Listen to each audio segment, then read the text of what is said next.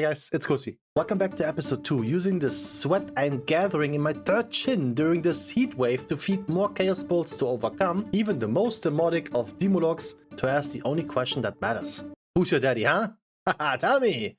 Say it! Daddy, chill. But while the ongoing heat in Europe is not only the reason that my experience with rain is mostly just on the hotter side of things, today we learned that staying humble is also part of this journey.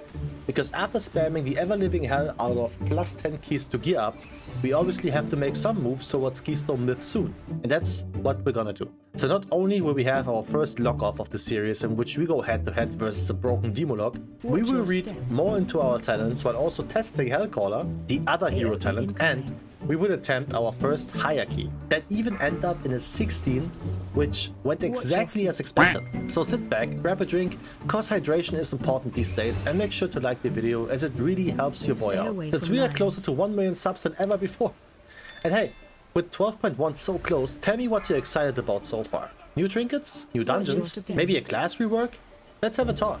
Alright, so let's start right off with the change of talents. I learned that playing Diabolist does increase the value of cryo damage and therefore does more oomph, as I call it, to important targets with your empowered Incinerate called Inferno Bolt, as well as Ruination, which is a pretty big hit replacing your Chaos Bolt for one cast. With Hellcaller, however, something's changed.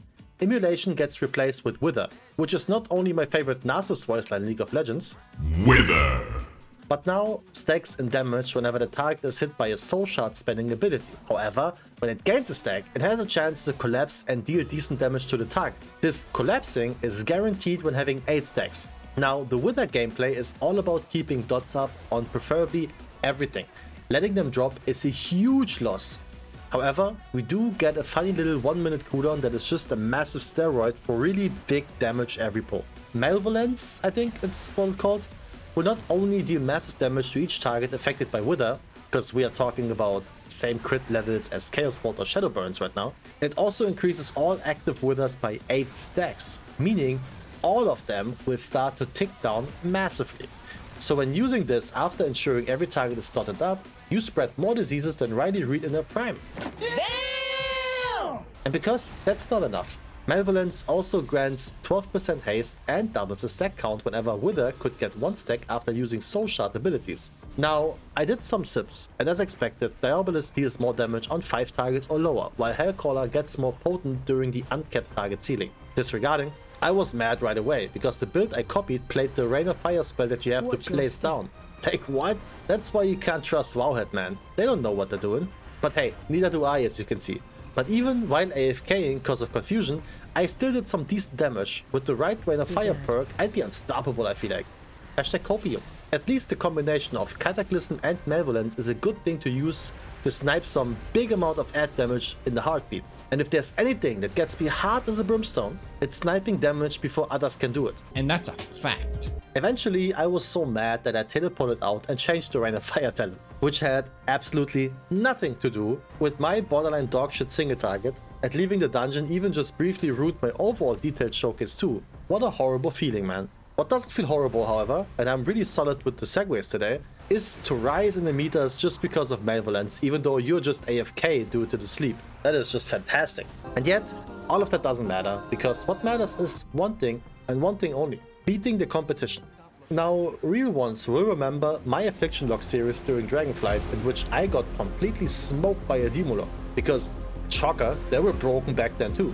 So the question is, will history repeat itself, or will I return the favor? At the time of recording, I was a good 20 item level below this one, so I was determined. And it didn't take me long to understand that I am indeed him. It might be hot in Germany right now, but boy is it cold up here on the top. easy! Now, to give you guys a quick rundown, I've been spamming a lot of dungeons both on stream and off stream. A lot of 10s, 11s and 12s to farm crests and to use the reroll tokens. And I would lie if I tell you that there were many funny things happening. However, part of that honestly is also that I didn't expect much to happen, as even 12s are just 10s without the affix, and most people do them to farm crests and reroll, even the geared ones, just like I did. So you bet I decided to push my ass higher and ensure a key within a range where depleting is absolutely an option. So after using most of my coins, and also attempting to loot stuff from the raid in front of the gates of Al-Nasr and the Dragon Eye 90-second trinket, whatever it's called, both of which neither dropped nor got rerolled on my part. This is the gear that we're looking at. 278, a lot of piss items though, upgraded mostly everything I could, and I'm not a fan of that gearing if I'm honest. Yes, it speeds up the process of getting items and being able to play the game on higher level, but it also kind of speeds up me losing interest in the character I invested time in, because every week you get more and more free loot. But be that as it may, Pit of Sharon 14 is on the menu, and in there I need any help I can get. When creating my group for this, I use the same pattern as for 12s. I don't care about the comp, as long as we do have 2 CRs and a Bloodlust. Everything else is just weird to attempt on these keys, so I'ma just invite whatever looks promising, even if it means inviting a rogue that brings absolutely nothing to the table. In this particular run, I was so confident that I decided to not bring a second CR in full belief that I ain't dying once. So I ask you, do you think this will work out? So I think I got the hang of the rotation though. I've been told using Rain of Fire is kind of a waste even on medium-sized pulls, because my goal should be to do more prio damage, but I call bullshit. The goal is to spend as many soul shards as possible in the quickest manner, which means Rain of Fire, that costs 3 shards and is an instant cast, will trump Chaos Bolt any day of the week when it comes to bigger pulls. Spending many shards will also trigger your empowered Chaos Bolt more often, which then does some big ass damage. And if you're a real degen like me, you snipe as much execute damage as you can with Shadow Burn, even if it means losing prior damage, by just targeting enemies in execute range and praying for Havoc to proc during that, so you can share the pain. Because that's how you top the meters, that's how you perform, that's how you make yourself feel good about yourself, and that's how you make statements. And that's probably not how you should play 20s, but if you play 20s, you also don't take advice from me, and if you do, that's your issue. Stupid! With that being said, considering how much of a patchwork party this is, not inviting Flavor of the Month classes also could mean that you get some proper gamers. Because these guys meant business. Steady flow of pulling, solid overall to delete the pack before the tank could succumb to dots or maybe running out of cooldowns. And while we played this boss without any funnel whatsoever, which is fine, I was able to think about my strategy to avoid as much damage as possible. And the answer is simple. Demonic Circle, Teleport. Due to the talent called Soul Edged Circles, our teleports always behave as it would when it's empowered by Soul Burn. This means we can remove slow effects and, more importantly, make us immune to any movement impairing effects for 6 seconds after using it. It has a clunky dynamic with the Gargoyle grip because you can't get out of it, but if you use it beforehand, you are immune to it. However, why is this important on a Garfrost fight? I don't know, Jeff. Because when he's destroying the second stone, he applies a slow that also takes some heavy damage onto 2 players that aren't the tank. Always rotating, meaning if you didn't get hit the first time, you get hit the second time. By pre-using our circle after the smash, we not only completely evade the danger zone of ground circles due to extra movement speed, but also ensure we will never receive the debuff in the first place. Because rule number 1 as a DPS is, help your healer to help you. If you don't take any damage, you don't need any healing. And that makes sense to me. But Pit seems to be all about the mechanic of rotating spell targets. Because at the final boss, you can do the very same thing. And no, I'm not skipping the tunnel because I died there. Wildlife! Okay, there you go. You're happy now? Nice. What I try to say is the final boss always swaps his spell targets. Everyone but the tank will receive the blue circle to freeze up the steaming dumps, and if you didn't get targeted the first time, you are guaranteed to be targeted the second time. I tell you this because as a range, you can use this to your advantage by slowly moving towards one of these during your casts, or in between your casts much rather. It helps a lot when you can anticipate those things. What I didn't anticipate though was us 2-chesting this run, which left me with a 16 seed, which I was horny to do, mainly for content. Because if I had to choose a dungeon in which you can tell what kind of tank you got, it's this one right away. Some play like bitches, some play like they just took a break from the NDI, and some play like human beings. Unfortunately, the latter one is a very rare kind these days. Now here's my thought process, so stay with me here. 2 paladins means 2 freedoms for 4 targets, right? Quick maths! So nobody should die to chains because we can rotate personals and freedom. So let's see what happens. We play double subjugator, which is normal.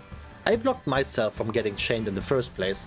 Our red paladin used freedom and our holy just took it like an absolute champ until he died to a random cast going off. Oopsie. But let's take a closer look here. Our red paladin played the solo freedom, which you probably play for any other dungeon that isn't this one.